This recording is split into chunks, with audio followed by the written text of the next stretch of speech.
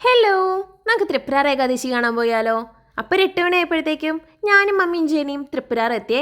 നമ്മൾ ദശമിക്കാണ് പോയത്. കഴിഞ്ഞ പ്രാവശ്യത്തേനേലും തിരക്ക് കുറച്ച് കുറവായിട്ട് എനിക്ക് തോന്നിയായിരുന്നു. കാരണം കഴിഞ്ഞ പ്രാവശ്യം അങ്ങ് നിന്ന് കൊടുത്താൽ ആ ഒരു ഒഴുക്കിൽ അങ്ങനെ ഒഴുകിപ്പോക്കോളും. പിന്നെ ഒരുപാട് കടകളുണ്ടായിരുന്നേ. ഈ ഒരു അച്ചില്ലേ, അതൊക്കെ എനിക്ക് കുത്താൻ നല്ല ആഗ്രഹം ഉണ്ടായിരുന്നു. പിന്നെ കുറേ ഫുഡ് സ്റ്റോൾസ് ഒക്കെ ഉണ്ടായിരുന്നു. നമുക്ക് സമയമില്ലാത്തതുകൊണ്ട് അതൊന്നും കഴിക്കാൻ നിന്നില്ല. പിന്നെ ദേ കുറേ പുതിയ റൈഡ്സ് വന്നിട്ടുണ്ടായിരുന്നു. അതിൻ്റെ ലൈറ്റിങ്സ് ആയാലും നല്ല രസമുണ്ടായിരുന്നു കാണാൻ. ഇവളിതൊക്കെ ആദ്യമായിട്ട് കാണുന്നതിലുള്ള ആ ഒരു എക്സൈറ്റ്മെൻറ്റിലാണ്. പിന്നെ ഈ ഒരു പരിപാടി ഉണ്ടായിരുന്നേ.